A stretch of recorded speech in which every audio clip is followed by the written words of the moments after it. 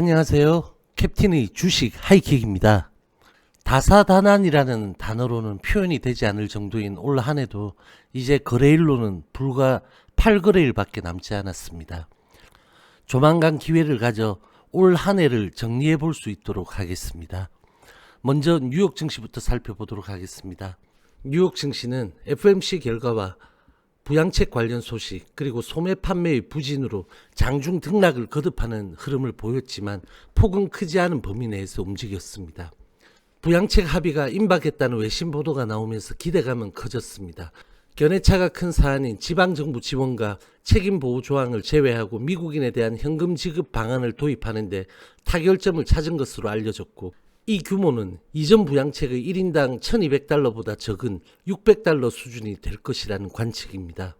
그러나 11월 소매 판매가 전월 대비 1.1% 감소하며 경제 상황에 대한 우려감이 커졌습니다. 소매 판매는 시장 예상치인 0.3% 감소보다 더 큰 폭 감소입니다.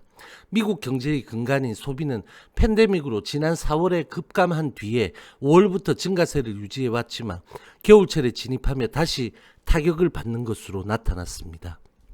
연준은 FOMC에서 기준금리를 동결하고 채권 매입 정책 관련 가이던스를 수정했지만 매입 규모나 매입하는 채권의 만기 장기화 등의 추가 완화 조치는 내놓지 않았습니다.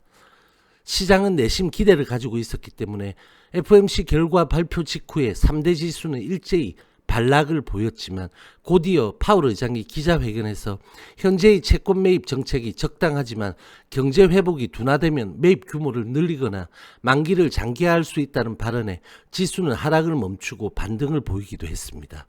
파월은 현재의 낮은 금리를 고려하면 증시가 고평가된 것도 아니라는 견해를 밝혔습니다. 시카고 옵션 거래소의 12의 빅스는 1.7% 하락한 22.50포인트로 마감했습니다. 다음은 우리 시장입니다. 뉴욕 증시의 혼조세에 대한 경계감과 사상 최고가에 대한 부담을 가지고 우리 증시는 소폭 하락 출발하였습니다. 0.07% 하락 출발한 코스피는 외인의 현선물 매도와 기관의 동반 매도가 상당히 강하게 진행되었고, 대형주들의 약세로 오전장 2742선까지 저점을 낮추며 다소 힘겨운 시간을 보냈습니다. 이후 기관의 매도가 축소되고 외인 매도도 줄어들며 회복을 보이다가 2770.43포인트 0.05% 하락한 긴 밑꼬리 양봉 도지로 마감하였습니다. 0.08% 하락 출발한 코스닥 오전장 외인의 매수 진행이 이어지자 948.43포인트까지 신고가를 경신한 뒤에 외인 수급이 조절을 보이자 윗꼬리를 단 상태로 종일 진행했고, 기관도 매수로 강하게 돌았었지만 상승 탄력은 제한적인 상태를 유지하며 944.04포인트 0.47% 상승한 윗꼬리 양봉으로 장중과 종가 기준 사상 최고가를 경신하였습니다. 코스피에서 외인은 3012억 매도, 기관은 324억 매도를 보였고, 코스닥에서 외인은 562억, 기관은 816억 매수를 기록했습니다. 전일 대비 거래량은 코스피 85.6%, 코스닥은 130.9%이고 거래대금은 코스피 15.9조, 코스닥은 15.8조의 규모를 보였습니다. 양시장 공이 하락 종목 수의 우위를 보였습니다. 우려한 대로 코스피 외인 수급이 매도로 돌아선 상황이 길어지고 있고, 정규장 기준으로 6일 연속 외인 매도를 보이고 있습니다. 코스닥의 제약바이오가 힘에 붙이는 모습으로 지수에 부담을 주고 있고, 연이틀 IT가 시장을 이끄는 모습입니다. 우리 시장 장중의 아시아 증시는 오전장 약세에서 오후장 강세로 돌아서며 중국 증시는 1%대 강세를 진행했고, 미국 선물도 우리 시간으로 오후에 강세 전환하였습니다. 보합 출발한 원달러는 0.7원 하락한 1093.3원의 음봉 마감이고, 0.19% 하락 출발한 선물은 0.12% 하락한 밑꼬리 양봉입니다. 0.2% 하락 출발한 코스피 빅스는 2.7% 하락한 19.85포인트의 음봉 마감하였습니다. 코스피 대형은 오전장에 일제히 약세를 보이다가 SK하이닉스와 LG화학, SK이노베이션의 1%대 상승 양봉의 반등이 있었고, 현대차, 삼성 SDI 양봉 전환 외에는 대부분 대형주들은 약세를 보였습니다. 코스닥 대형은 셀트리온 계열의 강보합 양봉과 시젠의 1%대 상승 음봉, 알테오젠의 1%대 약세와 SK머티리얼스의 7%대 급등과 에코프로비움의 4%대 강세, 제넥신 휴젤의 2%대 강세가 있었습니다. CJENM과 스튜디오 드래곤은 약세를 보였습니다. 테마로는 페인트와 제지, 카메라가 강세를 보였고 여행, 보험, 재택 등은 약세를 보였습니다. 오늘 특징적인 종목이 있었습니다. 바로 대웅제약과 메디톡스입니다. 11월 23일 저의 58번째 영상에서 두 종목을 다룬 적이 있었습니다. 그날 종가가 대웅제약은 97,500원, 메디톡스는 21만 5천원이었습니다. 그날의 영상을 다시 확인해 보시면 아시겠지만 그날 ITC 소송의 결과가 갑자기 연기되었고 저는 그 당시 가장 중요하게 봐야 할 것은 두 종목의 현재 자리이다.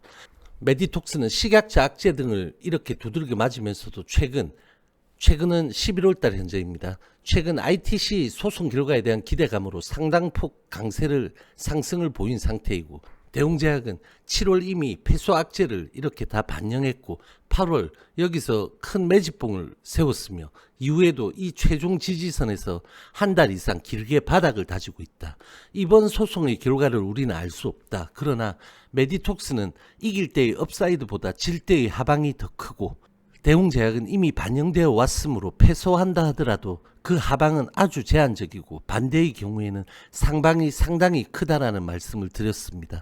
그리고 보유하고 계시는 분들께서는 해치 차원의 리스크 관리를 하시라는 권유도 그 당시 드렸습니다.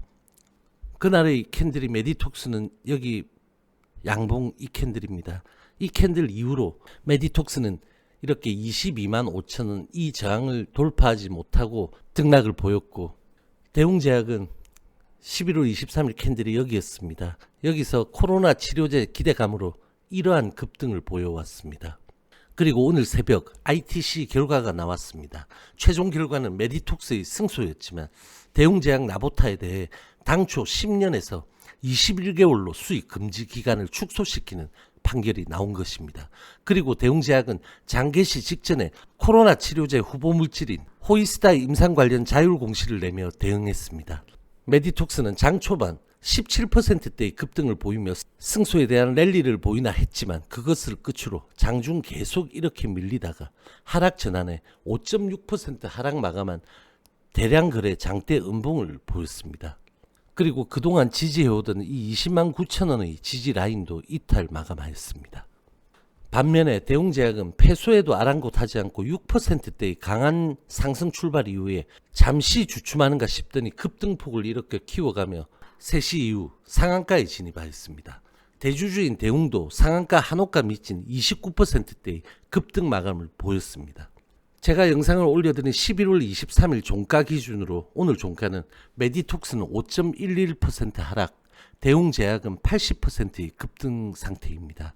모든 정황이 메디톡스의 승소가 거의 확실하다고 보셨겠지만 그리고 승소를 했지만 이러한 결과가 나타난 것입니다. 이미 그 당시의 자리에서 그것이 나타나 있었던 것입니다. 이것이 주식입니다. 그리고 눈에 보이는 것이 다가 아닌 것입니다. 다음은 HLB 보겠습니다. 0.32% 하락 출발한 LB는 장 초반 코스닥이 고점을 기록한 그 시간에 맞춰 상승 반등을 보였지만 5호 21선의 저항을 맞고 연일 이어지던 신한계좌 프로그램 매도와 메리츠의 매도 압박에 수급이 차단되며 보합금 부근에서 지속적으로 등락을 보이다 장막판 반등도 있었지만 개인 매물이 집중되며 약보합 윗골이 양봉 도지로 마감하였습니다.